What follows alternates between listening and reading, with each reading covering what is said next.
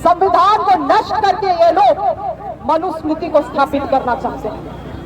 वो मनुस्मृति जिसमें आदिवासी, दलित और पिछड़ों के लिए और अल्पसंख्यकों के लिए कोई जगह नहीं है। बाबा भीमराव अम्बेडकर जी नहीं होते तो इरफान अंसारी आज विधायक नहीं होता, आज मंत्री नहीं होता। वो लोग सदन में बैठ के स्पीकर के ओहदे में बैठ के बोलते हैं कि हम लोग तो 25 साल से आरएसएस के भक्त हैं और पहले तो ये लोग छुप छुप के हमारे ऊपर वार करते थे, मगर अब खुले मन से हमारे खिलाफ बोलते हैं, संविधान के खिलाफ बोलते हैं।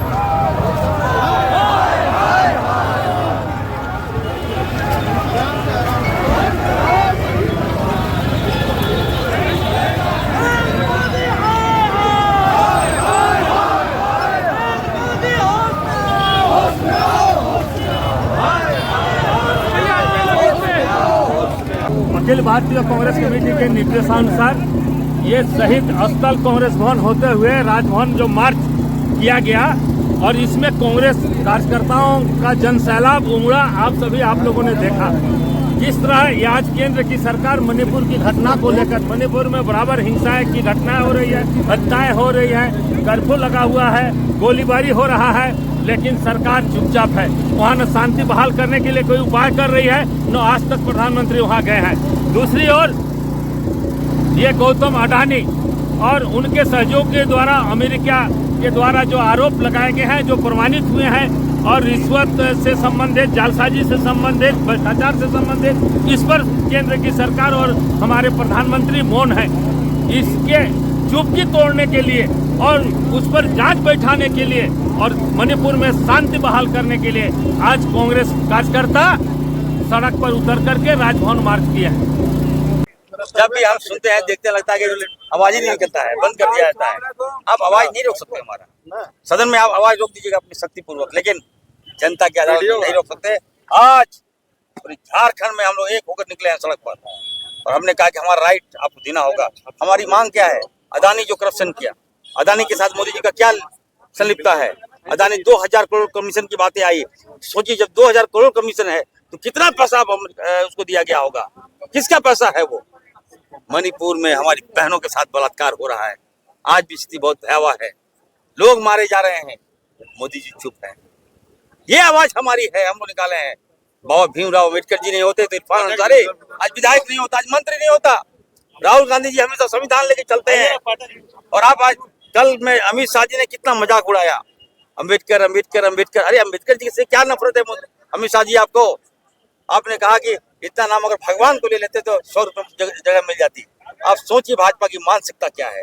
गर्दा उड़ा देंगे आप। बिल्कुल, देखिए सड़क पर उतरे हैं। मैं कहना चाहता हूँ कि ये देश चलेगा बाबा भीमराव अम्बेडकर के कानून से, ये देश नहीं चलेगा मोदी जी के कानून से, ये देश नहीं चलेगा अमित शाह के कानून से। अगर ये लोग थोपा अमित शाह का कानून, अगर थोपा मोदी जी का कानून, तो इरफान अंसारी वादा करता है देश में करता उड़ा दूंगा। अस्सलाम वालेकुम।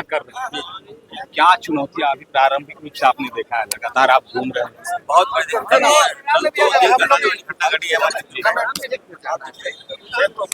बांग्लादेश चावल जा रहा था तो हड़कम तो मच गया है हर राइस मिल में चावल। आप एक तरफ गाली देते हो हमारे लोगों को, आदिवासियों को गाली देते हो यार, और आप काले कारनामे करते हो, स्मगलिंग करते हो। चावल गरीब का चावल कंपनी में प्लास्टिक मिलाकर बांग्लादेश को बेच रहे हो और आप हमें गाली देते हो। निश्चित तौर पर जांच होगा, जो भी लोग होंगे कार्रवाई होगी। पूरे राज्य भर में चल रहा है, बिल्कुल चल रहा है। देखिए ये तो आना चाहिए, हम जानना चाहते हैं कि वो कौन है, वो किसका मास्टरमाइंड है, कौन सा तस्कर से जुड़ा है। और जो फीडबैक मुझे मिल रहा है, जैकब बैक मैं पिछला जा रहा हूँ, जामतला इरफान अंसारी से जुड़ा है। तो जो राइस मिल का जो मालिक है वो दवा तस्कर भी करता था। दवा तस्करी, सोचिए, नशा का दवा, भारत का दवाई बांग्लादेश में बेचता था, उसकी अरेस्ट भी हुई वहाँ पर, 3 महीना जेल भी गया। अब चावल का भी तस्करी कर रहा है। तो कहीं ना कहीं ये मेरे विभाग से जुड़ा मामला है, हम लोगों ने संज्ञान में लिया है और हमने कहा जो दोषी होगा वो बख्शे नहीं जाएंगे। और ये जानना चाहते हैं कि चावल अब तक कितने साल से राइस मिल चल रहा है, कहाँ कहाँ बेचा गया है, प्लास्टिक केमिकल मिले हैं, प्लास्टिक का चावल भी मिला है, और कौन कौन खाया, कितने लोग मरे, कितने लोग बीमार हुए, सबका हिसाब मैं लूँगा। अस्पतालों में भी दवा की कमी है, क्योंकि स्वास्थ्य विभाग भी आप ही के पास है। देखिए स्वास्थ्य विभाग तो मैं ठीक कर रहा हूँ, तो समझ लीजिए नकली दवाओं का भी अंबार है। हमारी जामताड़ा में भी नकली दवाओं का अंबार है।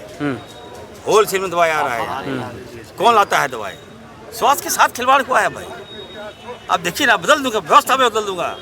जो जवाबदेही मुझे मिली है, आप देख रहे होंगे, अभी से डर से हल्का मचा हुआ है सारा स्वास्थ्य।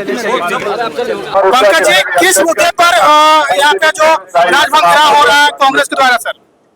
आप देख रहे हैं देश में तानाशाह की सरकार चल रही है और यह केंद्र की सरकार जिस तानाशाही के साथ आपको संसद में नजर आ रही है, आज उसी के खिलाफ कांग्रेस का यह राजभवन मार्च रांची में हो रहा है। पूरे कांग्रेस के लोग, यह अडानी ग्रुप का जो कांग्रेस का लोग जो आज संसद में भी आप देख रहे हैं लगातार आंदोलन कर रहे हैं। संसद को चलाने के लिए सरकार चाहती नहीं है और सिर्फ अडानी अंबानी के हाथों देश को चलाना चाहती है। उसी के खिलाफ आज मणिपुर के मामले को लेकर जिस तरीके से केंद्र की सरकार का जो रवैया, उसके जांच के लिए और जो आप देखे हैं जो अडानी का घोटाला का मामला है, उसके जांच को लेकर के यह आंदोलन हो रहा है देश में। यह देशव्यापी आंदोलन अम्बेडकर जी को अपमानित करता है तो यह एक व्यक्ति का अपमान नहीं है, पूरे हिंदुस्तान का अपमान है। और ऐसे व्यक्ति जो हिंदुस्तान को अपमानित करे, वो किसी लोकतांत्रिक व्यवस्था का राजनीतिक दल हो ही नहीं सकता है, और उस दल का नाम है भारतीय जनता पार्टी। मैं ये देख रहा हूं कि जो कल्पना की गई थी संविधान के माध्यम से कि देश में आर्थिक और सामाजिक समानता बरकरार रहेगी, लेकिन मोदी जी के नेतृत्व में, भारतीय जनता पार्टी के नेतृत्व में जो सरकार है, वो सामाजिक और आर्थिक समानता के विपरीत पूंजीवादी व्यवस्था को लागू कर रही है। कांग्रेस कतई इसे बर्दाश्त नहीं करेगी। बिल्कुल सभी वक्ताओं ने कहा कि आप किस देश की संप्रभुता की बात करते हैं। एक तरफ आपके देश का एक प्रदेश मणिपुर आग में जल रहा है और केंद्र की सरकार चुप्पी साधे बैठी हुई है। यह देशवासी होने का प्रतीक हो ही नहीं सकता है। ये दुर्भाग्य की बात है। मैं राज्य सरकार की ओर से ये कहना चाहता हूं, ये जो अनुदान की राशि, कोयले का रॉयल्टी और विभिन्न मदों में जो 1,36,000 करोड़ रुपया भारत सरकार ने रोक रखा है, ये राशि झारखंड के 3.5 करोड़ लोगों का हक है इस पैसे पर। और यदि आप ये पैसा नहीं देंगे तो कांग्रेस पार्टी के सामने दो रास्ते हैं, एक आंदोलन का रास्ता और दूसरा कानूनी रास्ता। ये दोनों रास्ता हम अख्तियार करेंगे। इस मंच के माध्यम से मैं भारत सरकार को यही कहना चाहता हूं कि ये हम भीख नहीं मांग रहे हैं, ये झारखंड का अधिकार है, झारखंड का हक है। और मोदी जी को मैं इतना ही संदेश देना चाहता हूं इस कार्यक्रम के माध्यम से कि मोदी जी, हम अपने अधिकार के लिए अब भीख नहीं मांगेंगे, अब याचना नहीं, रण होगा, रण बहुत भीषण होगा। आज हम जिस कार्यक्रम में आए हैं, यह एक शुरुआत है। हम तमाम अपने जो हमारे कांग्रेस जन है, हमारे सम्मानित नेता हैं, हमें हमेशा सतर्क रहना पड़ेगा, क्योंकि अभी जिन लोगों के हाथ में सरकार है, देश की सरकार है, निश्चित रूप से वो बेदर्दी लोग हैं। वैसे लोग हैं जिस पेड़ में बैठे हैं उस पेड़ को काट रहे, जिस डाली में बैठे हैं। इसलिए वैसे लोगों से निपटने के लिए हम तमाम लोगों को सतर्क रहने की जरूरत है और हमेशा तैयार रहने की जरूरत है। इसी आशा और उम्मीद के साथ अपने वाणी को विराम देते हैं। जय हिंद। मैं आमंत्रित करता हूं राज्य काबीना को सुशोभित कर रहे हमारे युवा नेत्री एग्रीकल्चर मिनिस्टर शिल्पा नेहा तिर्की जी को वो आए हम सबों के समक्ष अपनी बातों।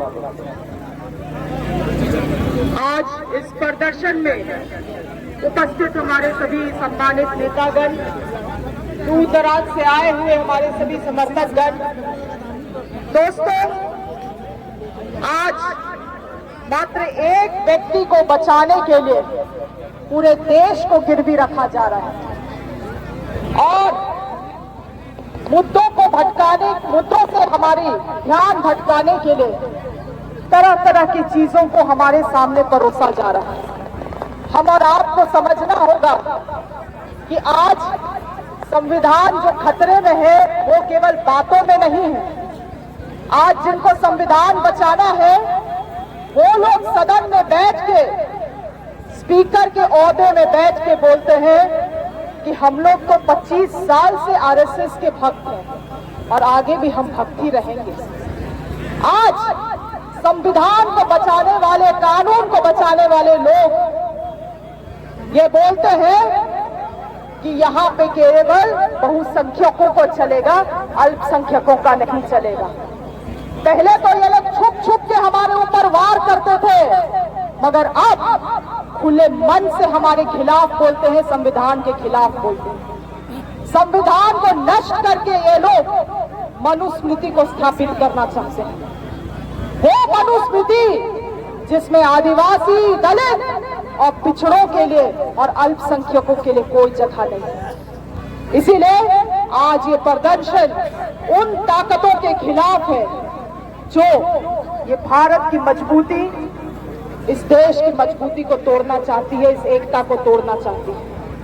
हम लोग सब इस जगह पे आए हैं और हम लोग एक खुलेआम मांग भी कर रहे हैं हमारे दिल्ली के सरकार से कि जो राज का बकाया राशि है उसको भी वापस लौटाने का काम करे, झारखंड को उसका अधिकार देने का काम करे।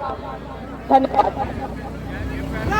अब मैं आमंत्रित करता हूं राज्य के लोकप्रिय मंत्री, वरिष्ठ नेता मोहतरम जनाब इरफान अंसारी साहब को आए और हम सबों के बीच अपनी बातों को।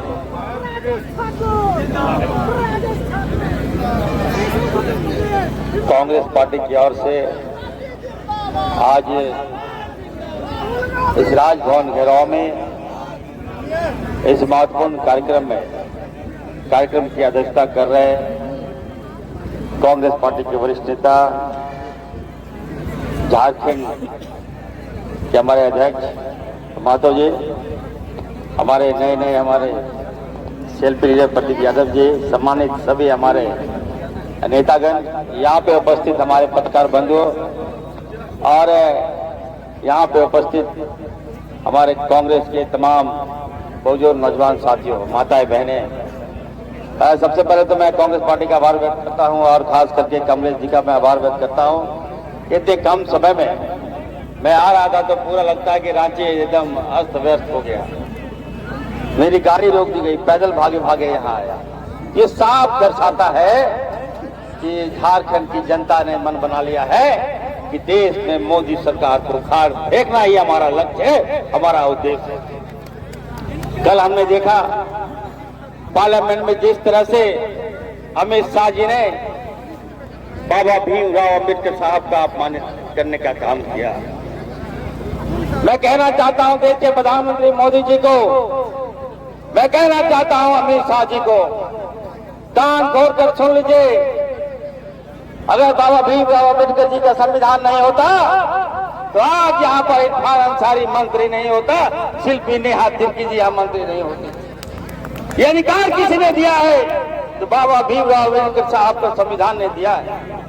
और आज आप बात करते हैं हम कानून बदल देंगे, ऐसा कर देंगे, वैसा कर देंगे, अदानी के कहने पर ये देश को चला रहे हैं। ये निश्चित तौर पर मैं कहना चाहता हूं, सुन लो कान खोल कर भाजपा वाले, मेरी आवाज जा रही है तो सुन लो। ये देश चलेगा तो राहुल गांधी जी के बताए गए रास्ते पर और बाबा भीमराव अम्बेडकर जी के कानून से हमारा देश चलेगा। ये देश मोदी जी के कानून से नहीं चलेगा, अमित जी के कानून से नहीं चलेगा। इसलिए अगर जरा सा भी तुम लोगों ने इस कानून पर छेड़छाड़ किया तो मैं वादा करता हूँ ये इरफान अंसारी भाजपा का मैं घर दबा दूंगा, भाजपा का मैं घर दबा दूंगा। यही कहने के लिए मैं आज रोड पे निकलने के लिए सब पूछ रहे हैं कि आखिर क्यों। इसलिए कि 1 साल से ज्यादा मणिपुर की घटना हो गई। आज वहां कर्फ्यू लगा हुआ है, राज्य सरकार पूरी तरह विफल हो चुकी है। आज नहीं साल पहले, लेकिन वाह रे अहंकारी मोदी, आप निकम्मा मुख्यमंत्री को नहीं हटाएंगे, चाहे वहां कितना जान चला जाए। आप मोदी जी बम्बई के कलाकारों के साथ घंटों आप खिलखिला रहे थे, लेकिन मणिपुर के विक्टिमों का एक डेलीगेशन को मिलने का आपको कोई अवसर नहीं है। ऐसा क्रूर आदमी, ऐसा मानवता के खिलाफ आदमी आज देश के शासन पे बैठा है। साथ लोकसभा 18 दिन हुए, 18 दिन में हमारी बात नहीं सुनी जा रही है। लोकसभा वही चलने नहीं देना चाहते हैं। और दूसरी तरफ अडानी, हमने नहीं कोई यहाँ FIR अडानी के खिलाफ किया था, क्योंकि आप तो वो करेंगे नहीं। अमेरिका का वारंट आज अडानी के खिलाफ, अमेरिका के द्वारा सारा एक एक चिट्ठा उसके खिलाफ सेबी का जो चेयरमैन है उसकी कैसे गठबंधन है, उसके खिलाफ आज पूरा देश और दुनिया में उसको नकारा जा रहा है। बगल में जो है वो श्रीलंका, बांग्लादेश, इसे लेकर के दुनिया के सारे देश अपने जो उसके एग्रीमेंट थे वो कैंसिल कर रहे हैं। लेकिन वाह रे मोदी जी, एक ईडी का संबंध भी नहीं उसको भेजा, ईडी का रेट तो छोड़ दीजिए, एक संबंध भी नहीं भेजा। ये देश आज गवाह है कि ऐसा पूंजीपतियों का दलाल इस देश में कभी न आया था और न आएगा जो मोदी का आज चरित्र उभर करके आया है। मोदी का चरित्र उभर करके आया है। पार्लियामेंट में कह रहे थे कि हम आरक्षण खत्म नहीं करेंगे, हम अकेले हैं जो सबको बचाएंगे। और आपने देखा कि जिस संविधान से हमें आरक्षण मिलता है उसके रचयिता के बारे में तड़ीपार, ये तड़ीपार अमित शाह ने क्या कहा। आज पंडित नेहरू और बाबा साहब अम्बेडकर के बारे में जो उसने कहा है, ये इस बात का गवाह है। यही वो व्यक्ति था जिसने 14 में 19 में जितने मोदी ने वादे किए उसको कह दिया कि वो तो जुमला था। यही अमित शाह ने कहा था। और मैं याद दिलाना चाहता हूँ कि भागवत ने लगातार जो RSS के इनके चीफ है, लगातार रिजर्वेशन के खिलाफ अपनी राय देते रहे हैं।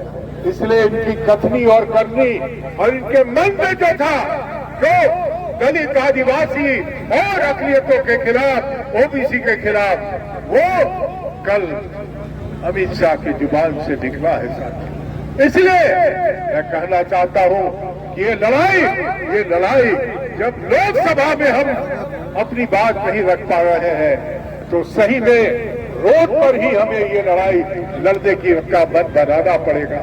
हमने जैसे झारखंड लिया है, जैसे हमने झारखंड लिया है, इनका किस्मत था कि 20-25 वोट से ये बच गए, नहीं तो राहुल गांधी ने तो इनको चूना लगाने का काम कर ही दिया था।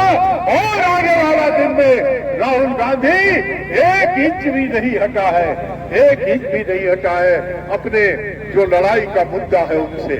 इसलिए साथियों, हम कहेंगे कांग्रेस पार्टी के लोग एक कॉल पे अगर इतना आए हो तो इस सरकार का दस नहीं है, बल्कि ये सरकार को अगले 5 साल कैसे बचा के रखिएगा उसकी भी लड़ाई है।